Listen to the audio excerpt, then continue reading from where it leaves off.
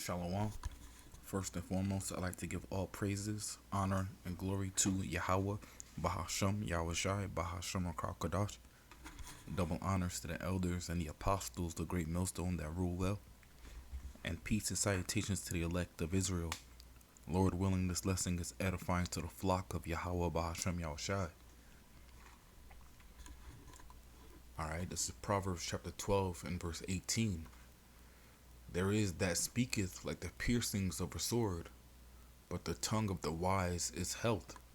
Alright, jump down to verse 25 real quick. Heaviness in the heart of a man maketh it stoop, but a good word maketh it glad. Alright, now this lesson is going to be about the power of the tongue, man. The power of words and intent behind the words we speak. Alright, not only is there a spiritual effect, but there's also a physical effect on words we speak, man. Alright. This is an Ammonite. I brought this out earlier in a previous lesson, but I didn't explain it correctly, so I want to do a lesson on it so I can explain it correctly. All right, because this is all about edification. All right, it's called there's a scientist, Ammonite scientist called Dr. Masaru Emoto, and what he did was he had water from different sources, and some of them he put in bottles, and he taped messages on them, positive and negative. Then he crystallized the water, put it under a microscope, and took pictures of the formations it formed using the different phrases and emotions. All right, the study, or you can look it up from Dr. Masaru Emoto. It's called Hidden Messages in Water. So it says Dr. Emoto exposed music, words spoken, words typed, pictures and videos to water. After it was crystallized, the water response was truly majestic. I'm going to play a clip of this, but this isn't the whole study. It's just a quick breakdown of it.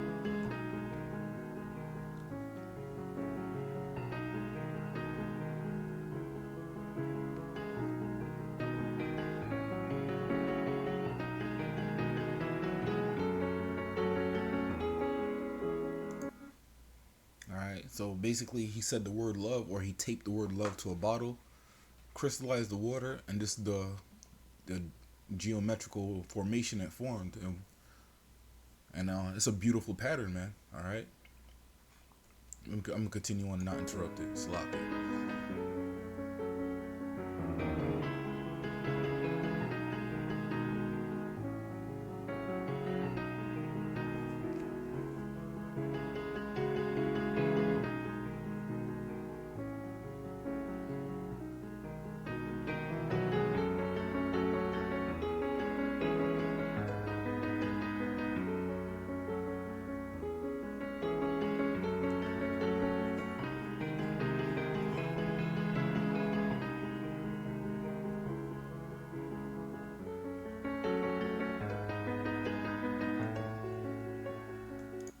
All right, so this is water from a different source after a prayer. All right, and you can see the formation of it.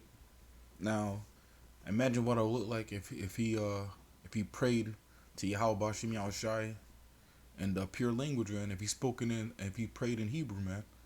Imagine the formations it'll make, man. All right.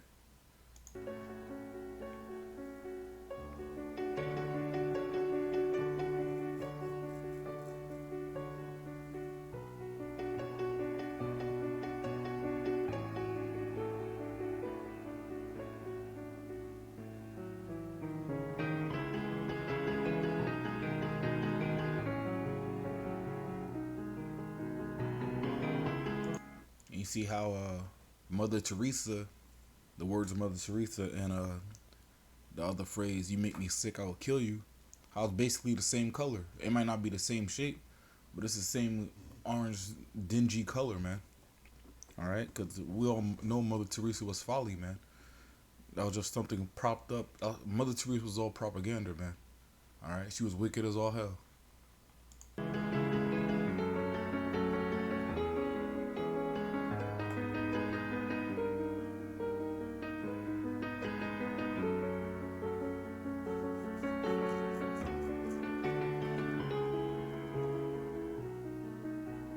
more propaganda.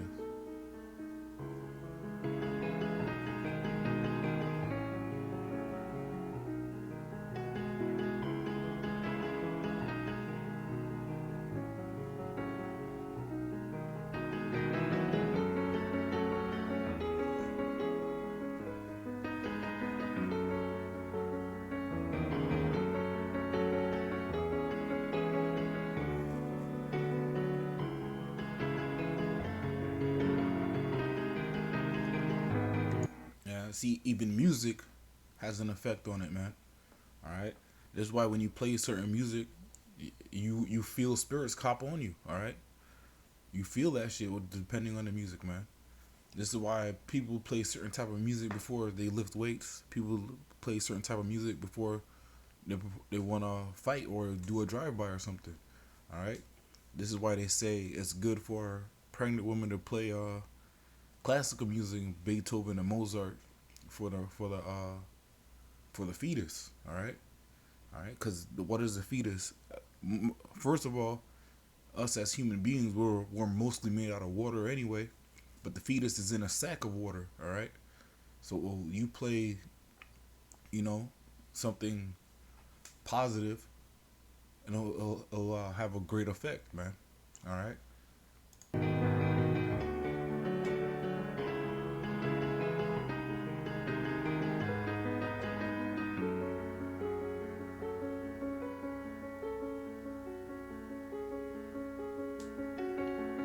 And this is in English, man, or this may be in so-called Japanese.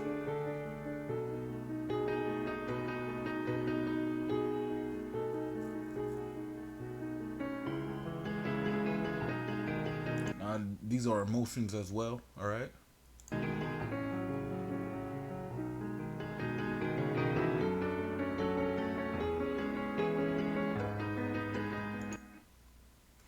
But let me jump over to Proverbs chapter 16 and verse 24. Pleasant words are as a honeycomb, sweet to the soul and health to the bones. All right. Now, as like you seen in the experiment, the pleasant words made a good formation. It made a beautiful formation, and geometrical patterns and whatnot. All right, they look like Have you ever seen a picture of a snowflake magnified? That's what they look like. All right, and a pure snowflake, not a not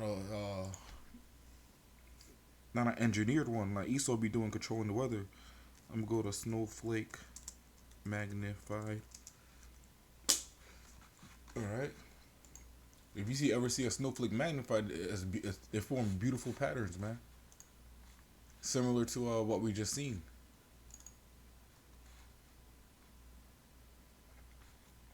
All right. But let me Proverbs 16 and 24. Pleasant words are as a honeycomb, sweet to the soul and health to the bones. All right. Also Proverbs 18 and 21.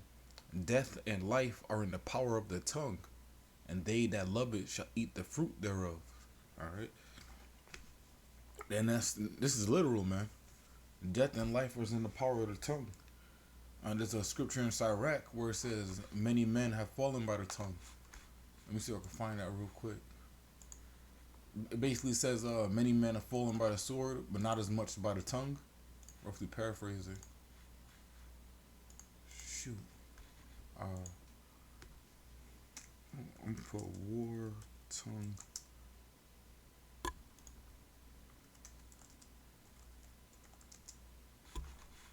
Slovakia.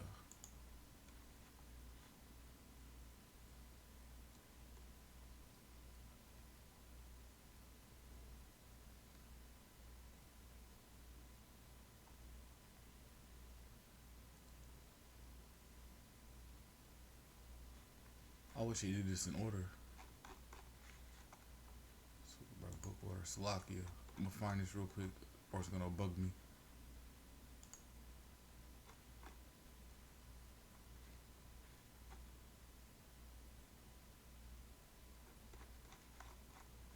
There's on page 2, Slovakia. But something about not as much people have fallen by the tongue.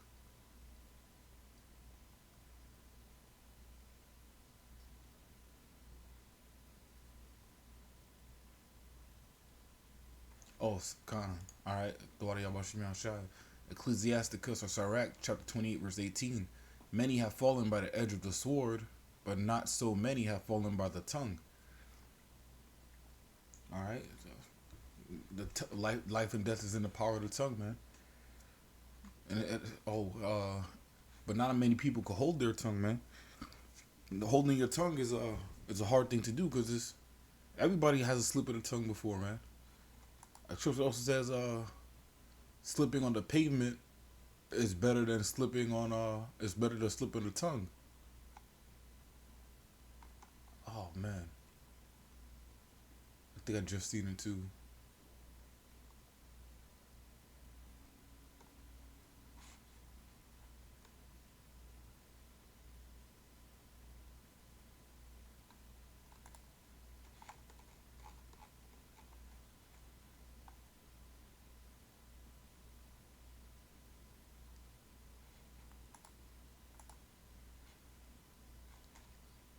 Slocky. Well, but roughly paraphrase, yeah, it says slipping on a pavement is better than slipping on your tongue, man. Cause slip of the tongue, man, you can never take that back, man. If you a wound from the tongue will cut somebody for life. All right. And and why do they remember that so forever? Because words have power, man. Words have physical power. All right. This is James chapter 3, starting from the top. My brethren, be not many masters, knowing that we shall receive the greater condemnation. For in many things we offend all. If any man offend not in word, the same is a perfect man, and able also to bridle the whole body. All right. There is nobody perfect walking on this earth, man. We all offended with our tongue, man. One way or another, man. We offended somebody with our tongue. We said something we didn't mean to say. But everything happens for a reason, and there's no such thing as technically there's no such thing as an accident in the Most High's eyes.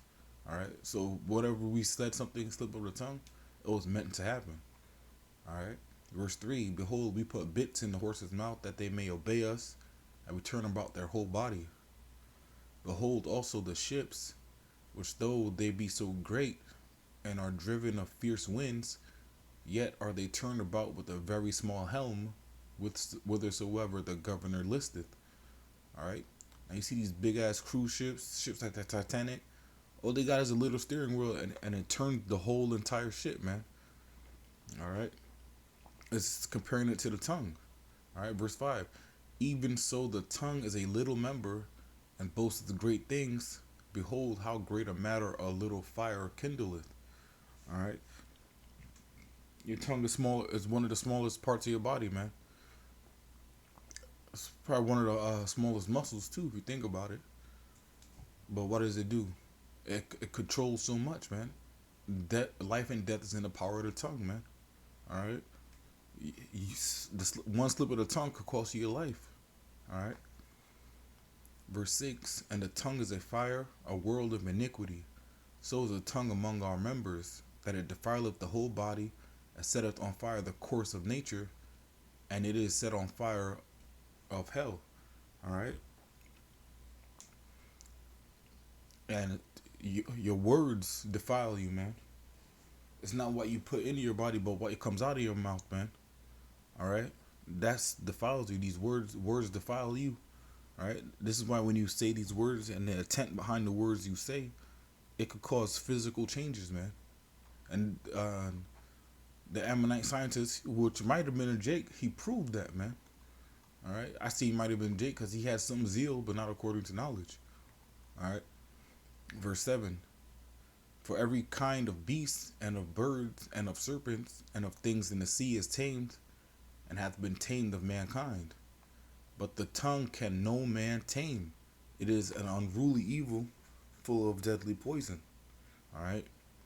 Now that's that death is talking about. The tongue is full of poison, but it's also full of life if you use it with wisdom, man. All right. But I'm gonna wrap it up with that. Lord willing, this lesson was edifying. Again, I want to give all praises, honor, and glory to Yahweh, Bahashem Yahushai, Bahashem Kakadash. Double honors to the elders and the apostles, the great millstone that rule well. Peace and salutations to the elect of Israel. Until next time, Shalom and Abad Rabal.